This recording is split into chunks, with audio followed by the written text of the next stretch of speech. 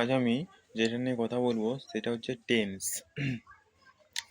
Tense কয় প্রকার এবং কি কি? দেখো, টেন্স মূলত হচ্ছে তিন প্রকার। একটা হচ্ছে পাস্ট টেন্স, একটা প্রেজেন্ট টেন্স আর একটা ফিউচার টেন্স। এই পাস্ট, প্রেজেন্ট, ফিউচার টেন্সকে আবার চারটি করে ভাগে ভাগ করা হয়েছে। যেমন past, past indefinite, past continuous, past perfect, past perfect continuous. তেমনিভাবে প্রেজেন্ট টেন্সকেও চারটি ভাগে ভাগ করা হয়েছে: present indefinite, present continuous, present perfect, present perfect continuous. তেমনিভাবে ফিউচার টেন্সকেও চারটি ভাগে ভাগ করা হয়েছে: future indefinite, future continuous, future perfect continuous. ঠিক আছে, প্রথমে আমরা পাস্ট ইনডিফিনাইট টেন্স নিয়ে আলোচনা করবো। ঠিক আছে, পাস্ট টেন্সের যে ভাগগুলো, পাস্ট ইনডিফিনাইট। ঠিক আছে, পাস্ট ইনডিফিনাইট মানে অতীতে কোনো কাজ হয়ে গেছে বোঝাতে পাস্ট ইনডিফিনাইট টেন্স হয়। ঠিক আছে, যেমন আমি বাজারে গিয়েছিলাম। ঠিক আছে, এটা অতীতে গিয়ে অতীতেই শেষ হয়ে গেছে, তাই হচ্ছে এটা হচ্ছে পাস্ট ইনডিফিনাইট টেন্সের উদাহরণ। পাস্ট কন্টিনিউয়াস হচ্ছে অতীতে কোনো কাজ করছিলাম বোঝাতে আমাদের পাস্ট কন্টিনিউয়াস টেন্স ব্যবহার করা হয়।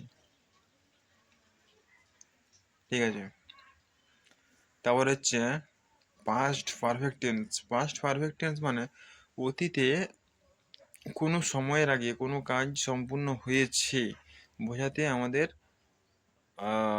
পাস্ট পারফেক্ট টেন্স ব্যবহার করা হয়। তারপর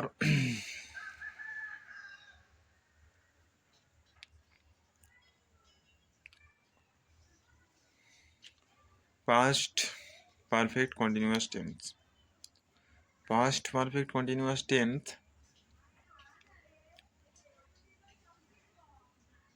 হচ্ছে তোমার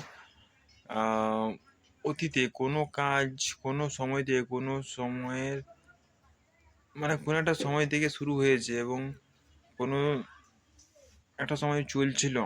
ঠিক আছে, অতীতে কোনো একটা সময় থেকে শুরু হয়ে কাজটা চলছিল। ঠিক আছে, এটা হচ্ছে পাস্ট পারফেক্ট কন্টিনিউয়াস টেন্সের উদাহরণ। তারপরে যাচ্ছে প্রেজেন্ট ইনডিফিনাইট টেন্স হচ্ছে বর্তমানে কোনো কাজ হয় বোঝাতে প্রেজেন্ট ইনডিফিনাইট টেন্স হয়। যেমন আমি ভাত খাই, আমি স্কুলে যাই। এগুলো কি বর্তমানে কোনো একটা অভ্যাস আমি করি বোঝাতে প্রেজেন্ট ইনডিফিনাইট টেন্স হয়। আরও হয় যেমন তোমার ইউনিভার্সাল ট্রুথ বোঝাতে আমাদের প্রেজেন্ট ইনডিফিনাইট টেন্স হয়। যেমন সূর্য পূর্ব দিকে ওঠে, এটা হচ্ছে একটা ইউনিভার্সাল ট্রুথ। এই সূত্রকে কেউ কোনোদিন চেঞ্জ করতে পারবে না। ঠিক আছে, এটা একটা universal truth.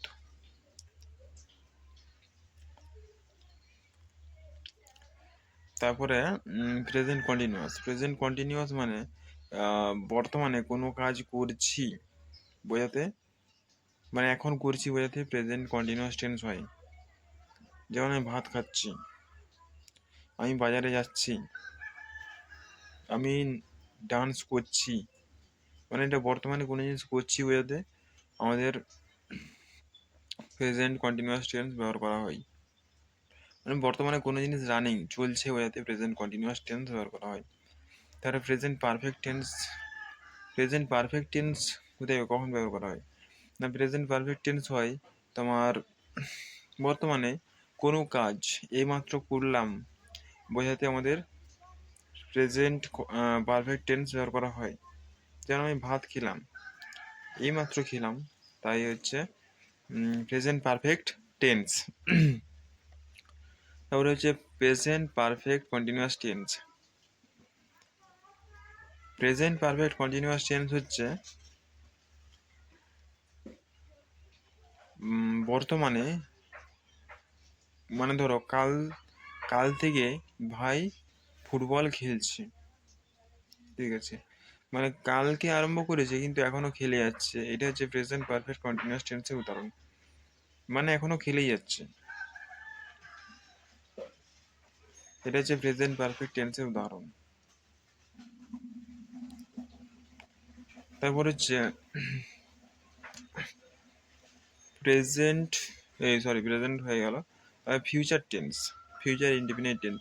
Future indefinite tense মানে অতীত ভবিষ্যতে কোনো কাজ করব, ভবিষ্যতে কোনো কাজ করব বোঝাতে আমাদের প্রেজেন্ট ইনডিফিনিট টেন্স ব্যবহার করা হয়, ঠিক আছে।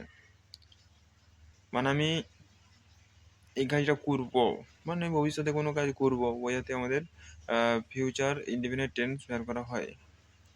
তাহলে future continuous tense, future continuous tense মানে ভবিষ্যতে কোনো কাজ আমি করতে থাকবো বোঝাতে ফিউচার কন্টিনিউয়াস টেন্স ব্যবহার করা হয়।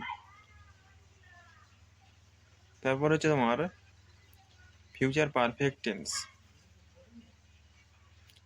ফিউচার পারফেক্ট টেন্স মানে ফিউচার পারফেক্ট টেন্স মানে হচ্ছে তোমার কি বলে, ভবিষ্যতে কোনো কাজ কোনো সময়ের আগে হয়ে থাকবে বোঝাতে ফিউচার পারফেক্ট টেন্স ব্যবহার করা হয়। তার future perfect continuous tense, future perfect continuous tense মানে ভবিষ্যতে কোনো কাজ কোনো সময় থেকে শুরু হয়ে কোনো সময়ের আগেই শেষ হয়ে থাকবে বোঝাতে ফিউচার পারফেক্ট কন্টিনিউয়াস টেন্স ব্যবহার করা হয়। এই future continuous, future perfect continuous এই তিনটা টেন্স বেশি ব্যবহার করা হয় না কথাবার্তায়।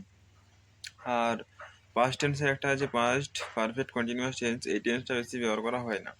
তাহলে ওই তিনটা, ফিউচারের তিনটা আর পাস্টের একটা, past past perfect continuous tense, এই চারটা টেন্স আমাদের কথা বলার ক্ষেত্রে বেশি ব্যবহার করা হয় না।